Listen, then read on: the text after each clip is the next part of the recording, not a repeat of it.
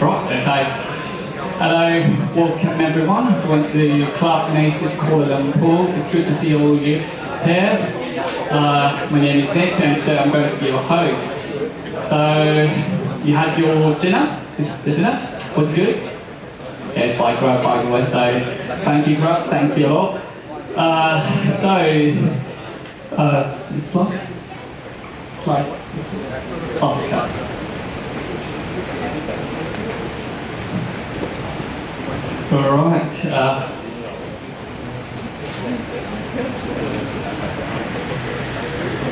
Do I change it over here? Yeah.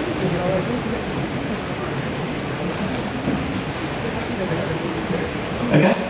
Next one. Next, please.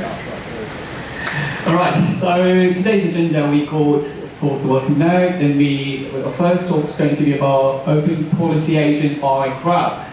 Then we're going to have a lightning talk a bit about hiring and stuff. Then next we're going to go with a DXIDP, even though I don't know, I'm quite interested about this one. How to enable single sign-on experience to organisation with tons of apps. Quite interesting, something related to scalability, I presume. Then of course some exam watch and stuff. Our first talk is about Open Policy Agent. Now, how many of you are aware of Open Policy over here? Alright, we have, of course, Moneyline. Yeah. Alright, if you're not aware of Open Policy, today is a good day for you to understand and how it's being used at the Grub specifically. So, please help me to why.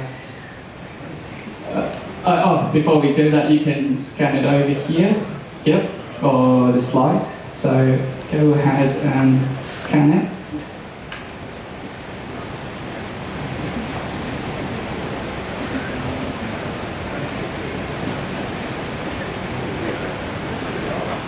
All right, yeah, please allow me to welcome Mr. Nicholas for our first talk regarding Open Policy Agent. Please give a big round of applause to Nicholas. Stay solid.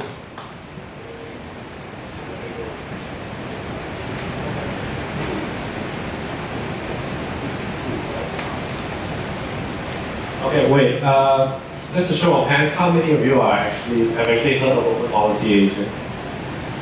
Okay, quite a few, but majority actually don't know about Open Policy Agent, which is good because I actually prepared the slides based on the idea that a lot of people don't know about Open Policy Agent. Is that good?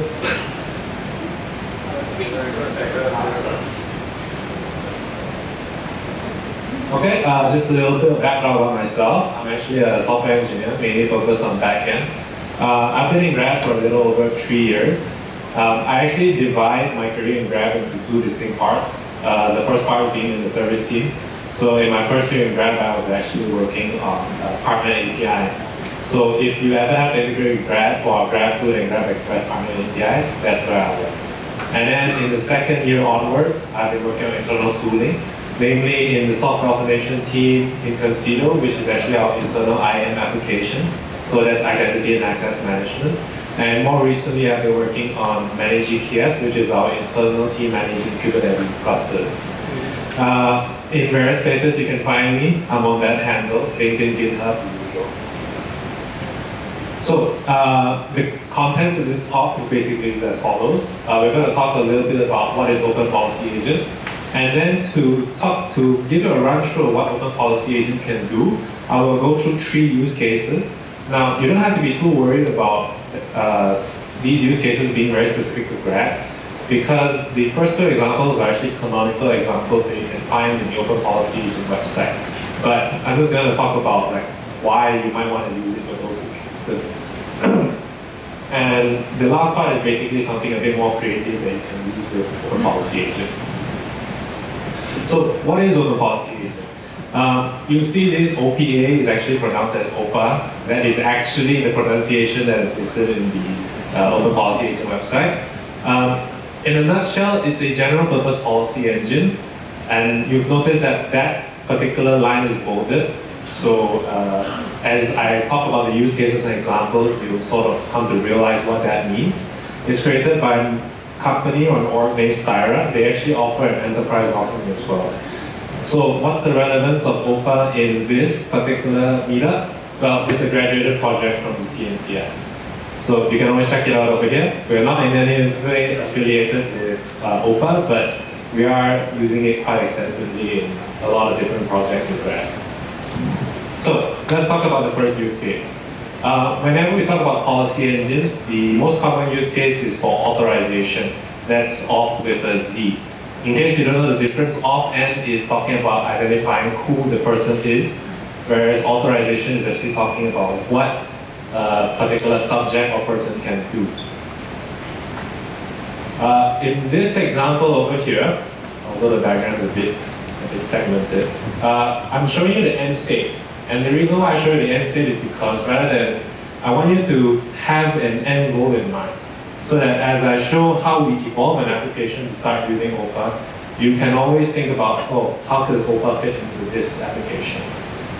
This is a very classical example when you're programming middleware, especially authorization. You have a service, you write some middleware code, it's basically guarding a particular HTTP handler or an API right here.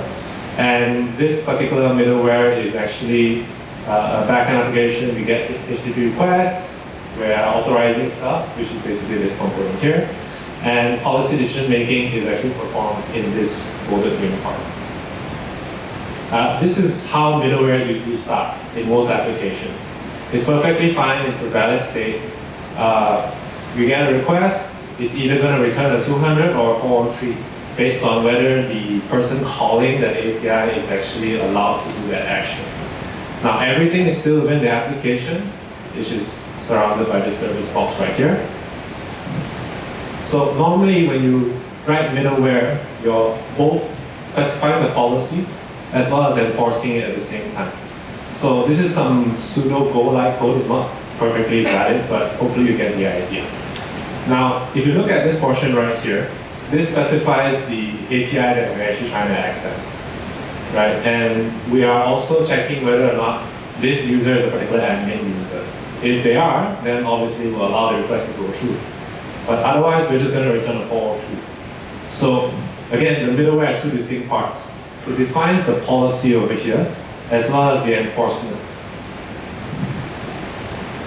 So one big question that always pops up is, if you have a middleware that is actually specifying the policy as well as doing the enforcement, whenever you want to add new items to your policy, new clauses in your policy, the issue is that you may accidentally break the middleware. You may accidentally add a return statement somewhere that actually forgets to enforce the restriction. So whenever you actually want to roll out policy changes, you actually have to modify application code, which also entails that you need to recompile, build your application image, and then run a deployment. So how do we separate some concerns from here? Well, one way we can do this is we separate both parts of it. We, rather than specifying all the policies in the middleware, we hide something behind an interface. We introduce a new shim, and we call it the engine. And all the engine does is we perform policy decision making. But the middleware itself is doing the enforcement. So you can just imagine the engine is just a simple function, a function where you pass in some structured input. Oh, this is the user, this is the endpoint I'm trying to access, this is the request method that I'm trying to do, and then the engine just returns true or false, right? It's just a yes or no decision. But the problem is, if you specify the engine entirely in the application, you still have to deploy everything, right? Even if you hide it behind an interface, you still have to rebuild the image, you have to redeploy all of that stuff. If you're serving in a high traffic scenario, you may not necessarily want to do that, because policy changes tend to be really small, really granular changes. So how do we roll out policies faster? Well, one thing you can do is you can move the engine out of application code, run it in a separate component, maybe a different container. In a VM world, running a new container is fine. So now that we move the the engine out of the application container, we achieve two things. We achieve decoupling in terms of separation concerns, because the decision making is different from the enforcement. And the second thing is deployments are actually separate, right? Which means we can deploy policy changes regardless of the application itself. So how does OPA fit into all this? Well, as you guessed it, or actually I showed earlier, the engine is basically OPA itself. Now there are a few features that allow OPA to fulfill this role very nicely. The first is that you can actually run OPA in a sidecar configuration, which means this is actually a different Docker container to the application itself. And the second thing is that OPA actually allows you to hold policy bundles, which means you can store policy bundles in any blob data storage. S3 is a very common example. I'm not sure about the Azure equivalent, but this allows you to effectively roll out policy changes very quickly, because OPA is actually constantly holding the blob storage for any changes. So another aside is that actually OPA also has its own policy language, which is actually pronounced as Rego. Now on the left over there is actually the code example of the policy as well as the enforcement, right? If you look on the right, this is actually the same policy expressed in Rego. Now you can see some similarities over here, but just to give a quick rundown of the syntax, you can think of this as this is part of the if statement, right? Okay? And we're specifying the input path, and we're also specifying that as long as the user is in admins, this clause will evaluate to true. So this is the entire if statement, and these are all the statements. These operate as AND. If this is true and this is true, this will become true. So in addition to middleware, which is just basic authorization cases, another use case that we use OPA for is infrastructure as code. Grab uses Terraform as its main IAC tool, and we actually enforce guardrails on our IAC tools using OPA as one of the possible steps. So in this particular example, we're doing code quality checks using OPA right here. So one reason we're able to actually use OPA to validate changes and do code quality checks is because Terraform actually allows you to output stuff in some sort of structured format during the planning phase.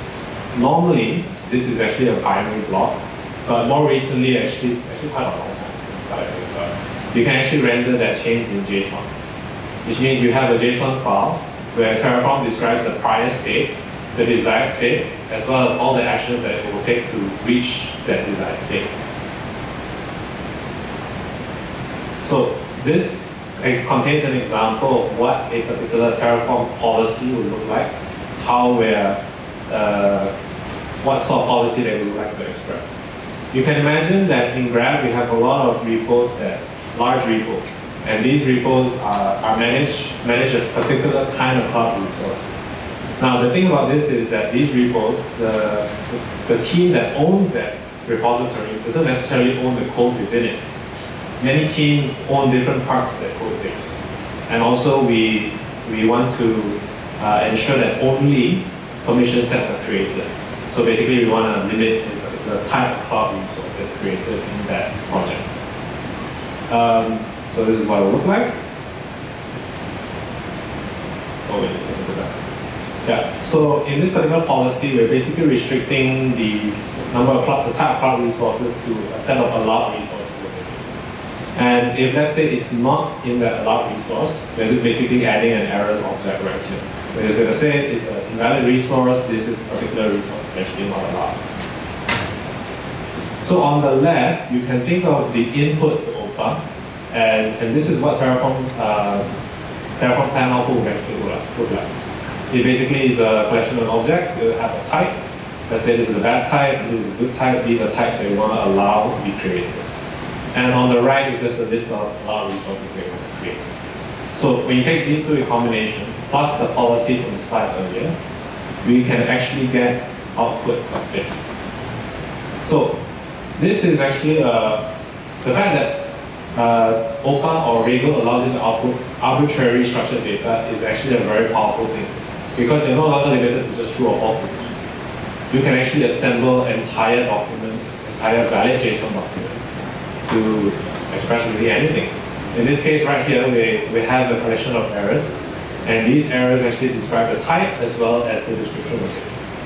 Which means, we can actually express a policy, we have to write a full-on service to do this, And once we get that JSON output, maybe you can prettify it and show it to the end user or engineers in this case.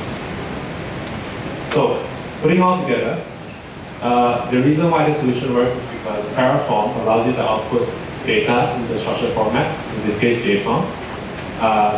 And when we run Opal, we actually bundle it as part of the continuous integration pipeline container.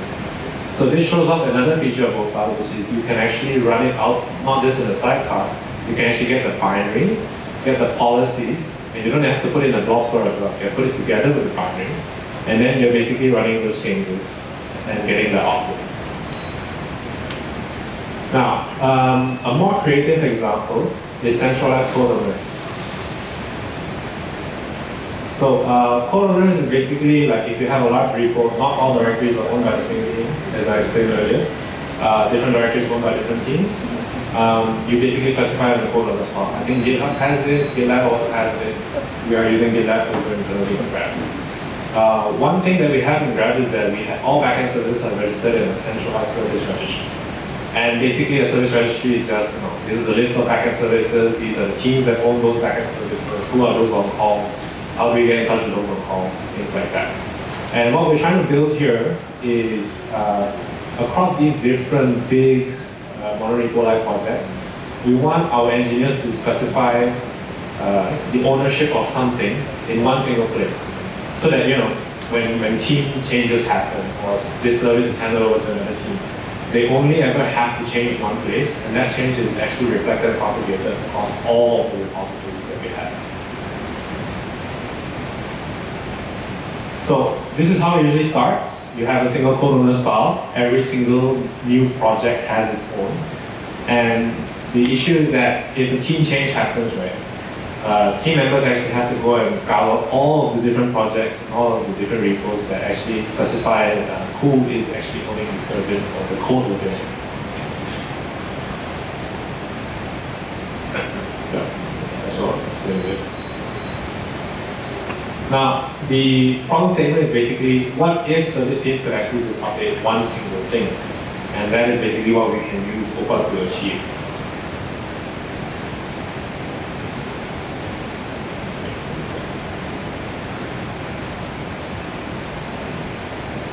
Right, so we make use of the service registry, and unfortunately, the service registry is actually exists outside of the project. So we can do a bit of creativity here, and we can actually add a similar thing to code owners, which is basically just a plain text file in a lot of projects. We'll define our own, we call it .service owners. So in this particular project, right, every directory is owned by a different set of people. And so maybe you can define a string like this. And basically this is just a text file that contains a string.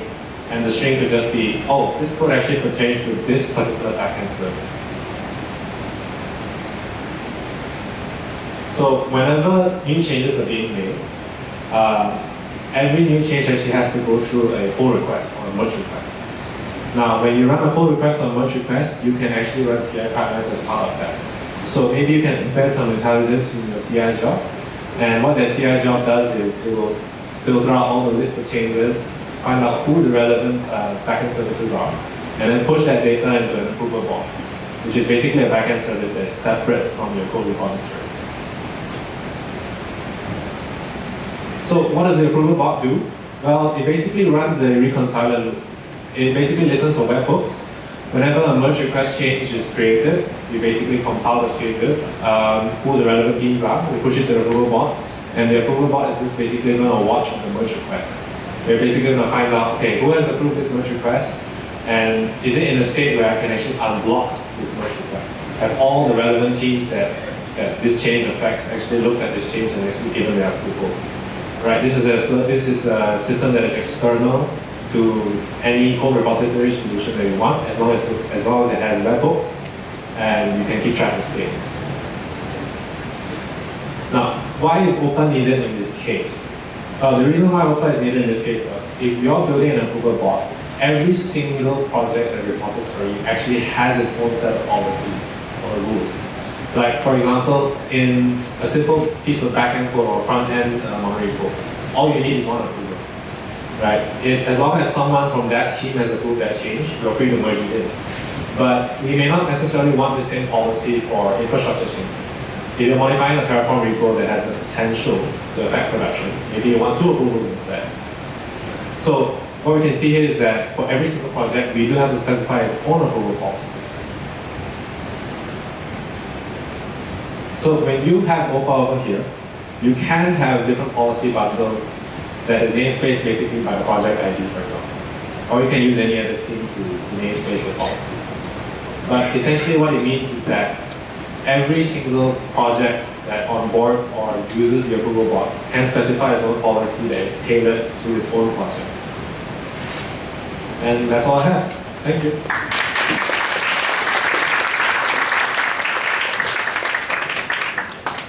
All right, any questions? Yep. We got one there. Do we have another one? No, but we question answer, isn't it? We're just mode.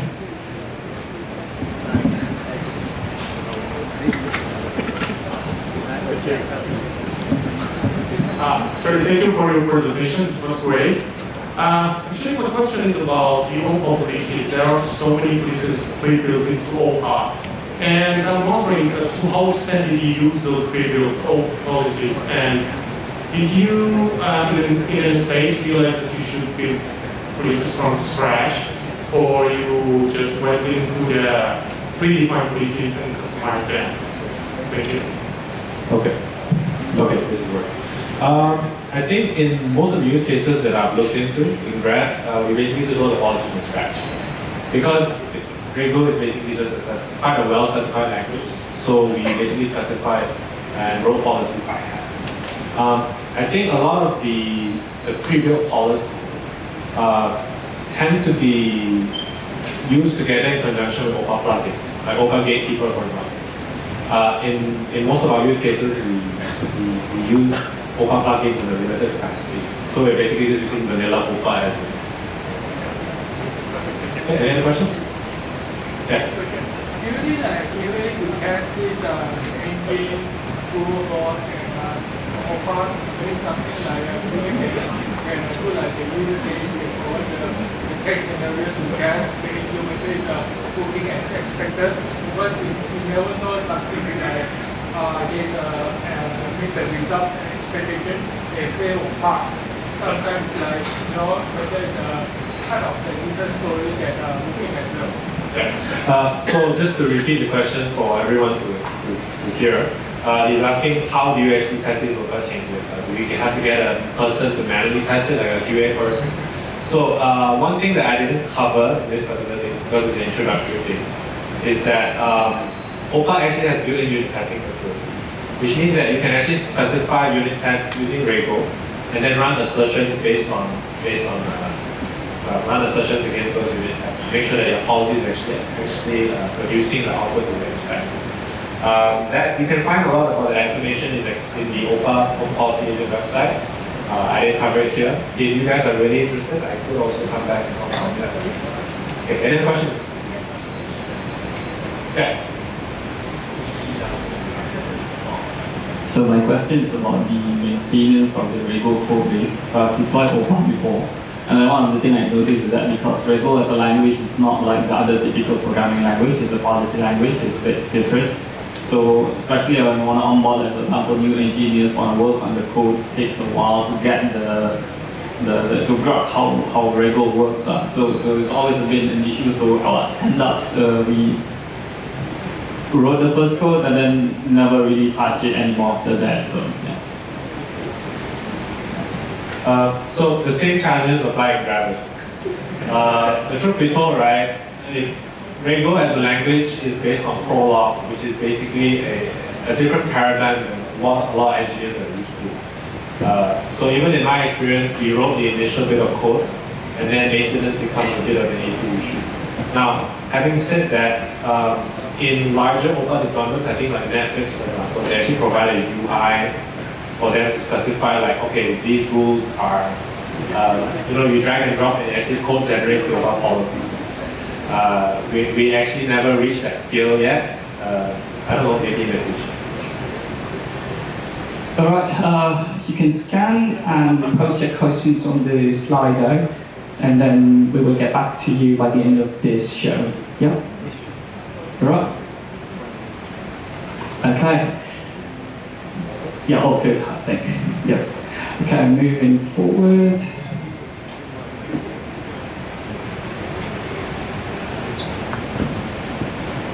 First corner, okay. So in the first corner we are going to introduce some of the technologies within the CNCF space over here. Well, apart from this one, no Kubernetes, it's going to be something different. Yeah. So, the first one which we have to show is the Dragonfly. Dragonfly version 2.20 has been released. It's an incubating project by CNCF. So what is Dragonfly? It's an open source P2P based file distributed image acceleration system designed to increase the efficiency of large scale data distribution and improve idle bandwidth. You can go over here, into the link over here, and the client is written in Rust. Yes.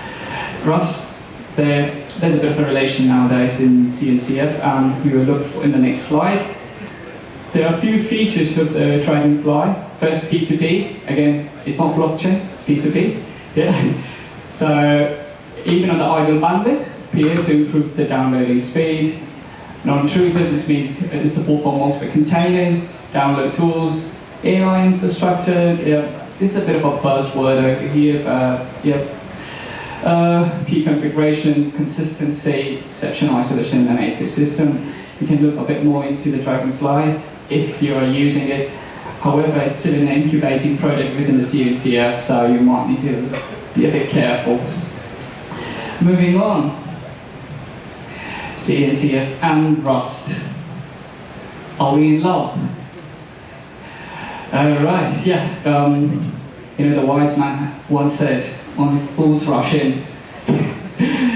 But we can't stop ourselves from falling in love with the Rust. Yes, absolutely. So, Rust is taking over slowly and gradually, and there have been few contributions from the Rust developers in the CNCF space lately. So first we go the TIKV. I don't know how many of you are using TIKV here. Anyone? It's a key value distribution database written in Rust. Yes, this one is written in Rust. Plus further contribution also made by the company. The company is PingCap. So they also contributed the gRPC Rust base, Raft Rust base. It's another. I don't know how many of you are into distributed systems, so it's another consensus protocol.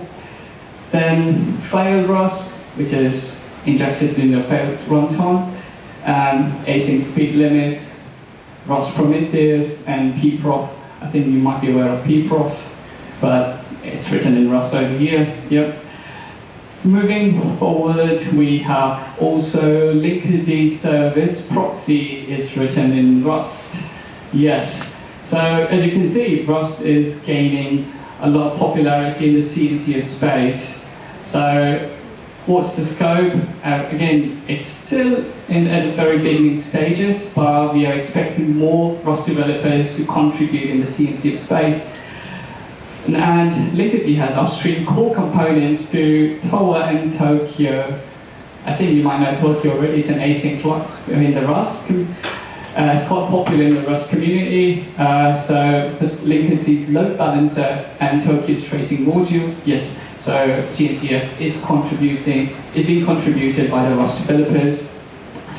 Moving forward, OpenEBS, I think you might be aware of the storage systems within the Kubernetes space. It's quite popular, OpenEBS. So one of the components, Master, the core component, which is written in Rust. So Rust is basically gaining a lot of popularity in not just the open source, but also in the CNCF open source space.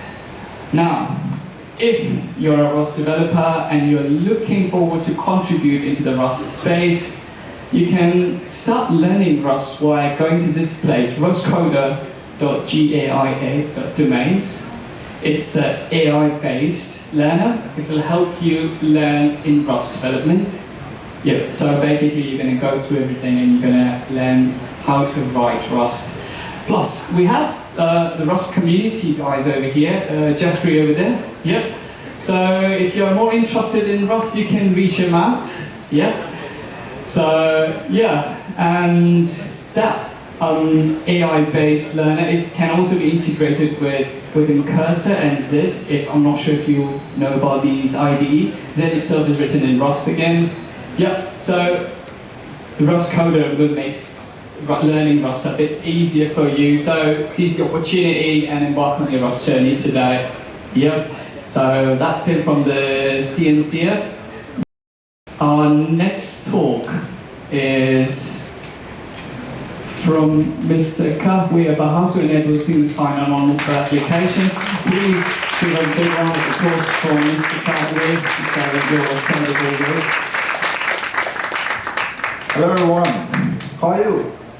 Good, good? Should be all good, right? Right. Okay, so, oh yeah. Let me try out this one first.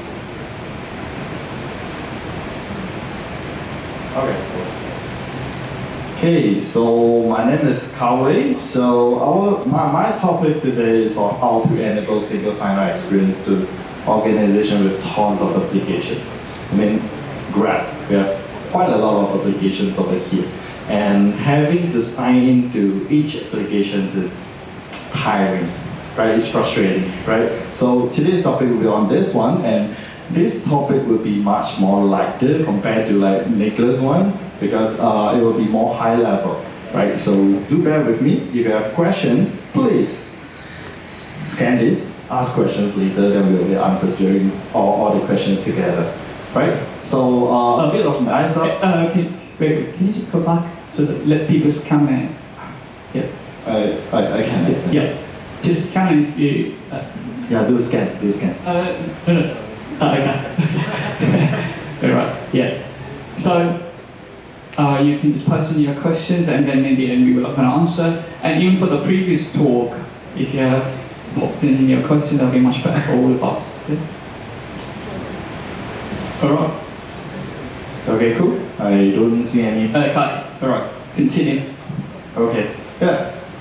Okay, a bit of myself, some simple introductions. Very, very similar to Nicholas. I have been in Grab for like 3+ years, right? So we are both actually in the partner solutions, and as what he mentioned, we are maintaining like GrabFood and Grab Express API together at that time. But previously, I was actually a SDET, Software Development Engineering Test in deliveries. So yeah, food deliveries and stuff. And also an engineer working on like food merchant portal. We have so many merchants to manage, right? So now I'm actually in the Identity or Concedo, basically an internal access management team, right? So we deal with all the internet applications dealing with authentication, authorizations, right? There's a funny thing, I mean, not super funny, is Identity. We call ourselves Identity because we are doing identity and Aku from Malaysia team, so we call it Identity, right? So just some interesting fun fact. Okay, so before we start to talk about the DEX IDP, the single sign-on, the fancy thing, let's get some fundamentals right first, right? So we don't want more confusion later on, like the next slide, okay, what's off and what's off Z, right? So authentication, like what Nicholas actually mentioned, right, is identity, right? You want to know who you are. Authorization is more like what you can do, put in simpler terms, layman terms, right? So how about OAuth 2.0? I believe a lot of people actually use OAuth 2.0 is like in your daily life, right? So when you log into let's say Spotify, I'm not sure, but some apps, they will ask you like, do you want to log in using Google? Do you want to log in using Apple? That is basically OAuth 2.0. That's the protocol for authorization, pretty much the standard right now. If you have read up like the whole OAuth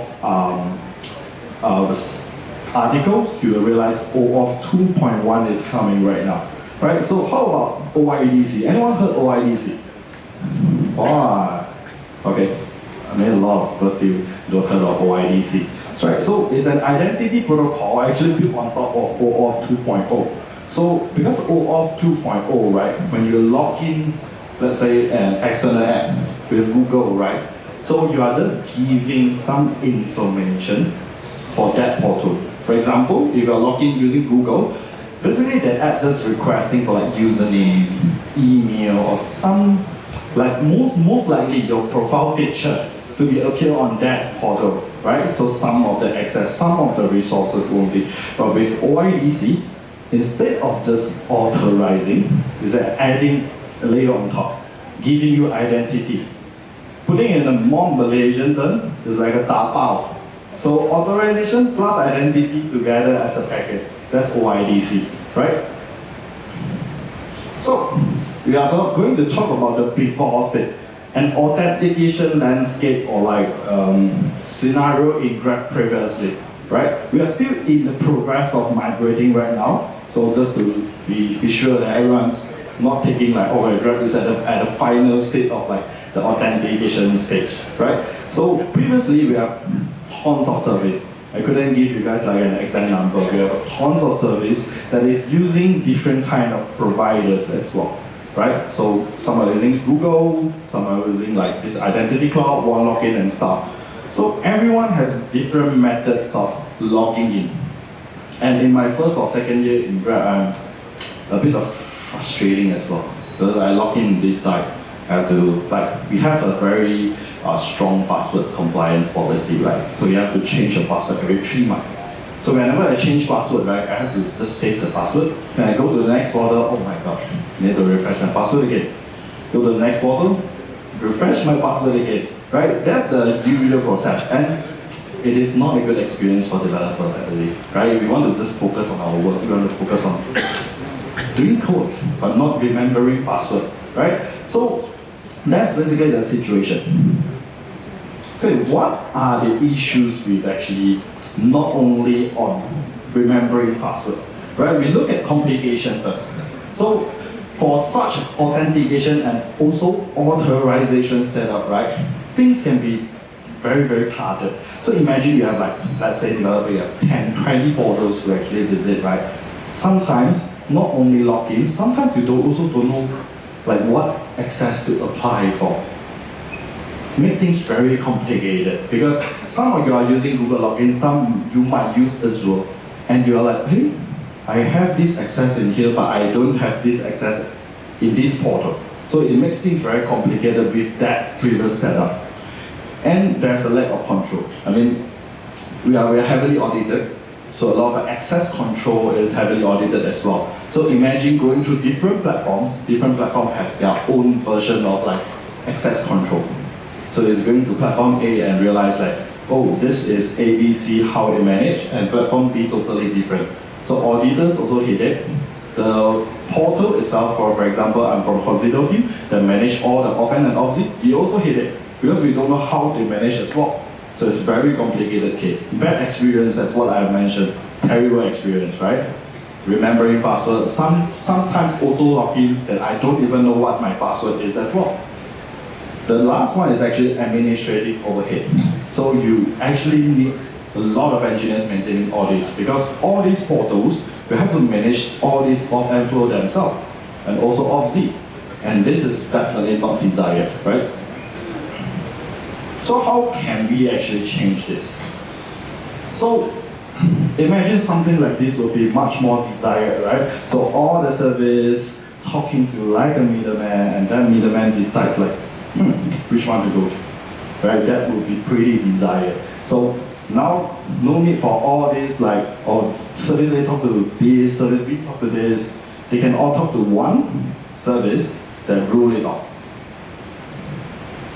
Oh my god, the animation is a bit laggy, right? That's where DEX comes in, the open source project, right? So, what's DEX? So, just quote by quote from the official website so that I don't get the definition wrong. So, a federated Open ID or Open ID Connect provider, OIDC connector. So, integrate any identity provider into the applications using OIDC. So, it's a federated across upstream identity provider with ease. So, what is that? I mean, the definition, you guys can go back and read and understand it further. I will just give another quick example, right? So this is also the screenshot from the official webpage, right? So user off-end Machine offhand will ignore for now first. We will not discuss this. When they log in, so basically they go through this DAX service, right? So in user offhand like OIDC, in between there's definitely service because service will integrate with DAX, right? So you log in, your service communicate with DAX, like, hey, is there a login session for this user? They found through all of these connectors. So for example, if an organization wouldn't only have like one identity providers, right? And when you have GitLab, you have other applications, your upstream, right? So what DAX does is basically connecting like all these different upstream, making it into a very simple experience for all the services to actually integrate with DAX. Of course, the DB here is basically stating that the storage that is used by DAX. So how does it work, right? Put it simpler, let's assume me. I log into Service A. Service A actually integrate with OIDC. I mean like the DAX OIDC. Then you have the connectors. So for example, if it's connecting with Google. So now user actually, first time login, right? You're logging through Google. Of course the email and password you have to definitely log in because it's your first time. Right, after you log in, you actually establish a session with Google, right? Because it's not like you log in Google one time, then the next time you visit Google, your session logs, right? So you have an active session with Google right now. So me, log into the Service B portal, you will go through DAX again, and you choose Google, and what now? Because they know you have an active session in Google, now you are auto-login. So imagine in the state where all your applications is actually integrated with DAX, and choose Google as the identity providers, you basically achieve single sign-on experience, right? Okay, so having said that, there are still more benefits, much more benefits than just like automated sign-on, a single sign-on experience. There's much more than that. One thing is actually token delegation, or you can call it impersonation. In actual, the definition is quite different, but in today, we just simplified it, call it token delegation, right? So when a service A, you got everyone familiar with the concept of JWT token? Like just an access token that allows you to actually visit a website, put it simpler, right? So you have an existing token with service A. So you can see, this is actually standard payload of an access token, right? So you have an audience, right? So you have that token, you're now talking to service A. In an organization with a lot of applications, right? It wouldn't be the case that your service just talk to user and there are no upstream service. It wouldn't be the case. We know it's going to be much more complicated. Service A talk to service B talk to service C, and A have talked to service D as well, right? We have this complicated situation, right?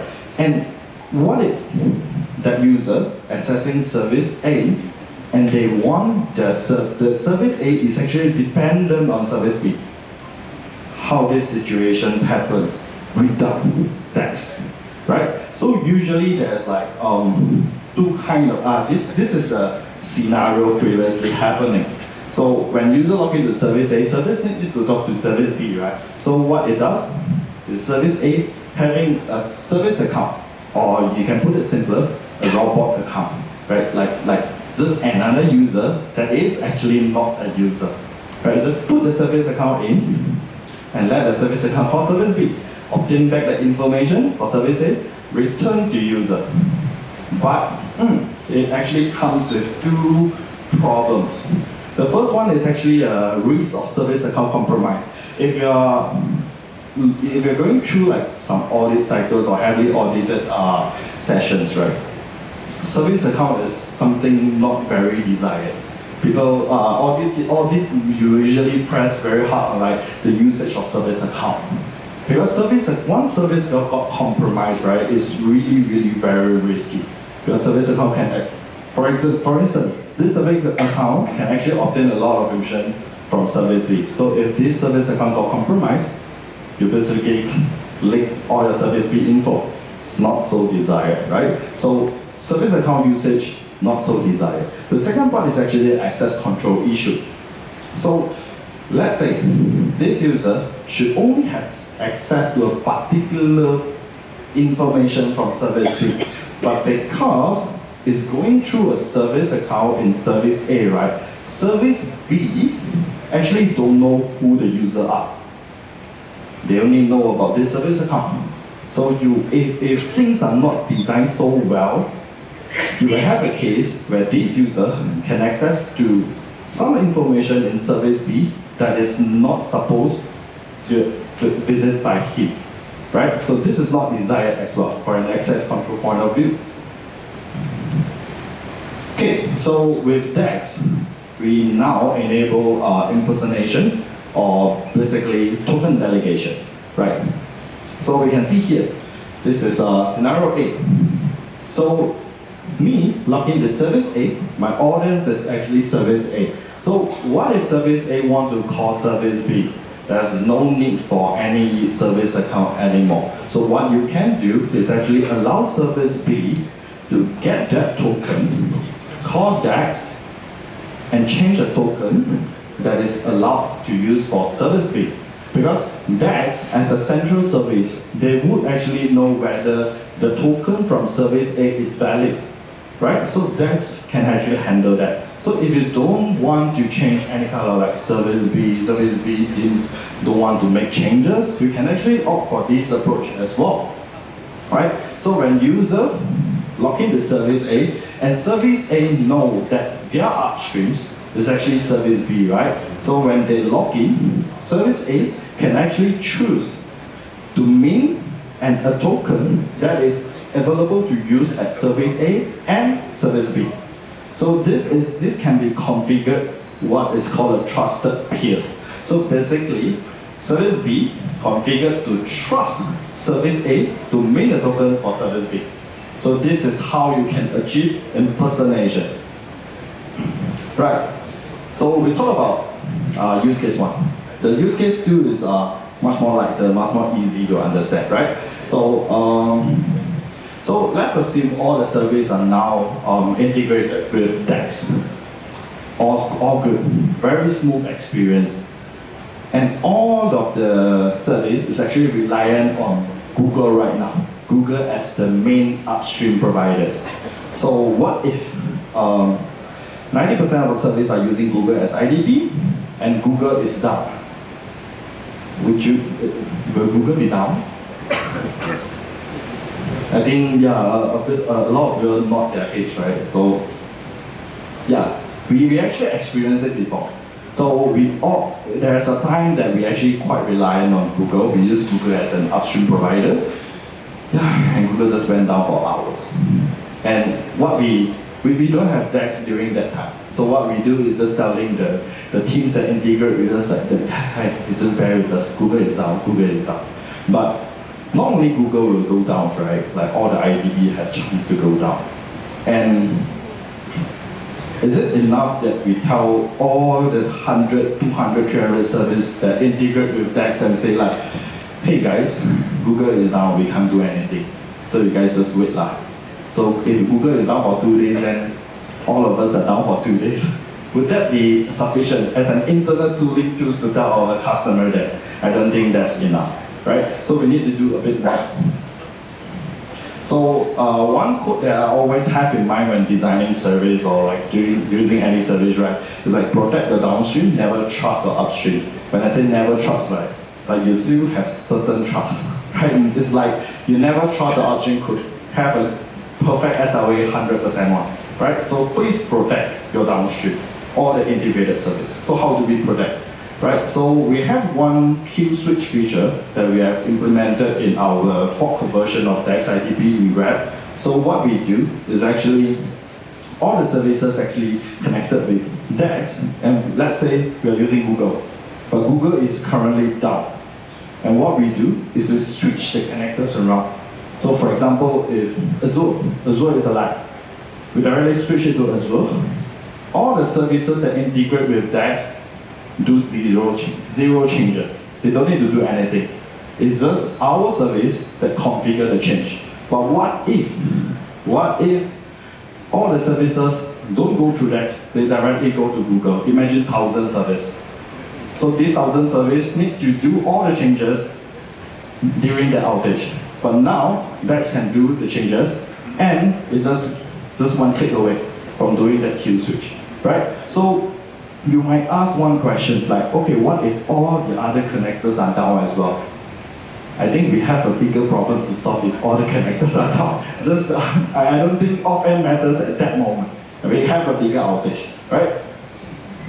Okay, so that's basically my presentation. Just two use case. There's a lot of like interesting benefits that DEX actually provides. So do look at the repo, do look at the feature, and feel free to talk to us if you feel like, oh, you have more questions or you're more curious about DEX. Yeah, thank you very much.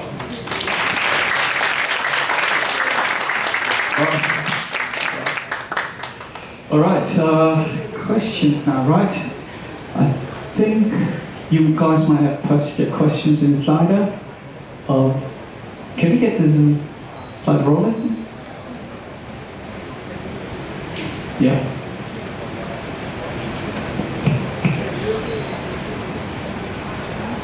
All right. Okay. Yeah. If you're on Slido, I might have actually replied you virtually, but we're also discussing live. Just a moment. Slide.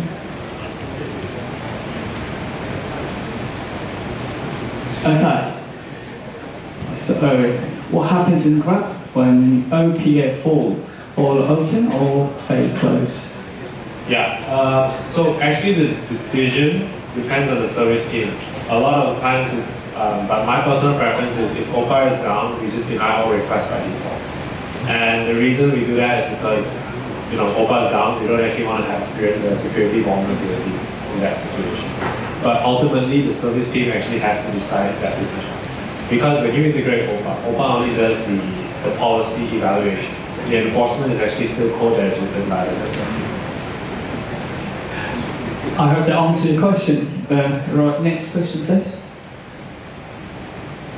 All right, how many authorization decisions per second? Share some scaling tips. So my experience with OPA is mainly in internal tooling portals. So we don't actually experience very high traffic. But when it comes to scaling, due to the configuration that we're running OPA in sidecars, it means that effectively you're not actually bottlenecked by compute. Compute is distributed across all the sidecar instances. Your main issue with OPA a lot of the time is going to be data access. How you're going to get data into OPA. Are you going to overload the input? Are you going to create bundles that OPA instances are going to consume?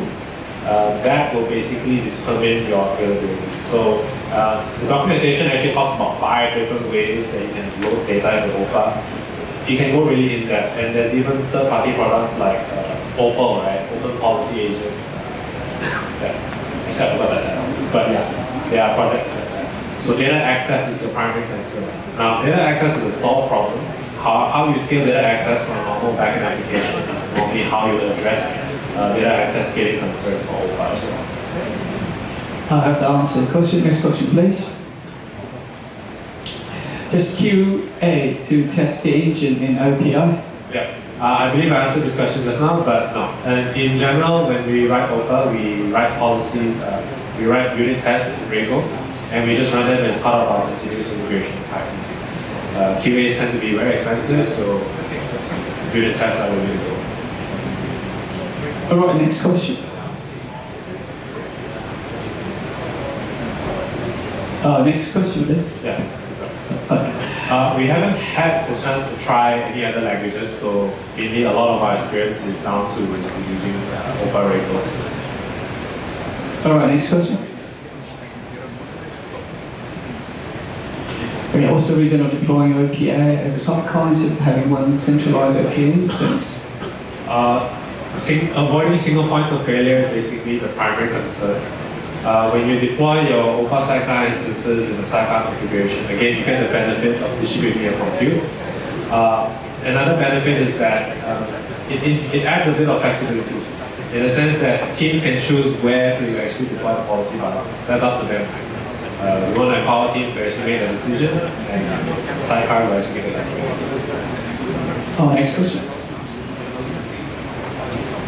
All right, for OPA middleware, can it be used without the sidecar? Technically, yes. So there's a few ways you can actually run OPA. Actually, three that I know of. The first is you run a binary, which basically is a sidecar as well. A sidecar is a separate container. Another way is you can actually embed the OPA SDK into your Go application, and then that calls out to OPA. In fact, I've written services where we don't actually use OPA proper. We actually call the Rego language of the OPA SDK, which means we're not actually using any of the bundling features. We're just hard coding the policy in code just to start because we don't want to deal with the bundling. Next, please. What's the reason for deploying OPA as a sidecar instead of having one switch? Yeah, we answered already. Next question, please.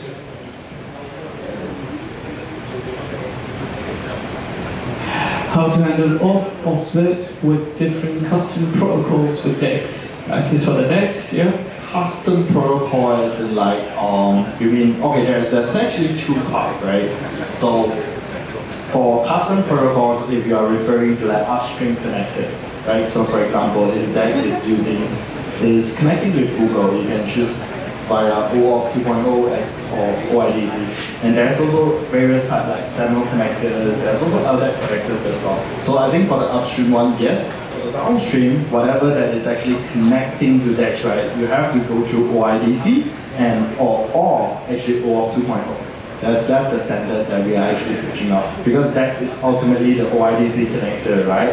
But we also encountered quite a few use cases. For example, like Datadog. Datadog don't actually do OAuth 2.0 or they don't actually do like OIDC. So what we do over here is basically it's still in progress, this one, but we are actually doing SAML connectors so that we can actually go integrate with the downstream with the SAML authentication method.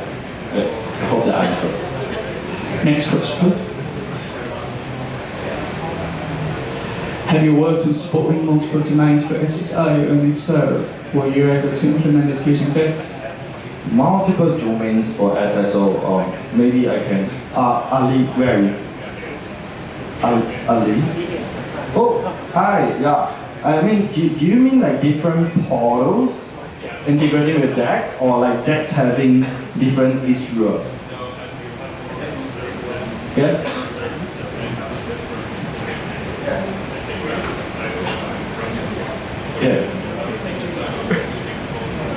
Yeah, it works well. It works very well. I mean, like, no matter what domains they are in, what URL they are in, right?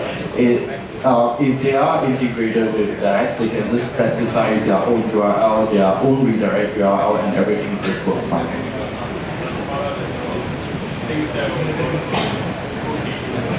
I mean, like, it don't only works on like cookies. It really depends on your flow of authentication. Some will work on local storage. So it really depends on how your application store it. But to achieve single sign-on, the ultimate thing is that you need to all actually connect to one IDP. You have that one single IDP that root it all for you, then your single sign-on is fine. So you share like AWT across the services, like let's say AWT. Yes. I mean, like when services are talking with each other, they can use it. Yeah. All right, next please.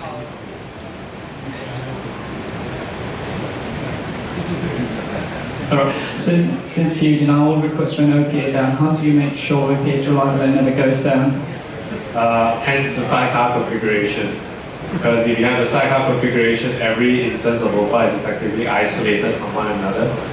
And also the fact that you have policy bundling, right? I mean, S3 is giving us 11 lines of availability. I think it's kind of hard to beat the 11 lines of availability. Also, another thing is that, let's say if you were to roll out, let's say S3 does go down, God forbid, all the active OPA sidecar instances that I've already pulled down the OPA policy bundle can actually continue using that. So it acts as a sort of a local cache. Yep. So, God forbid, yeah. Next question, please.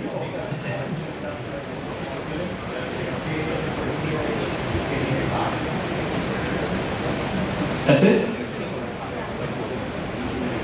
Okay. Any more questions? This was the last question in the slide. anymore? I think just to add on to these questions to Nicholas' answer, all right. There's questions previously addressing on like why don't we do OPA on like one single instances and all the servers talk to that instance. Actually, it's quite related to this one. We want the PDB, basically the decision one, to be parked in like all services. It's actually both of us are like quite related, quite similar problem because consider as an access control platform, we are also doing OPZ, and now we are actually having, I wouldn't say an issue right now, it's still fine because all the portals are actually going to consider to check for OPZ. But this is not a desired state. We want the OPZ to be really parked in each service, so each service actually depends on that subpart instead of like depending on us. If we cut down all the dependencies, then our portal wouldn't be, I mean it's still important, but it wouldn't be that critical anymore. Yeah, I hope that will actually help. We have a question over here. Hello. Why is rustcoder.gaia.dummy is asking for a wallet? Sorry, what's the question? Why is rustcoder.gaia.dummy is asking for a wallet? They would. You're asking related to Rust.Gaia. Yeah. That was the pitch for this. Yeah. It's asking for a wallet in the browser. Okay, it's from my end. No, actually, it's an AI-related tool. It allows you to learn how to code in Rust. That's all. You might have to check it again. Maybe there's a mistake or something because you don't need a wallet. Yeah, I don't remember the URL right now, but yeah. All right. Any other questions? Very much first of all to our main sponsor, Grab. And we should always be thanking our sponsors because they are the ones who are hosting all of this, the food, the venue, and everything. Yeah.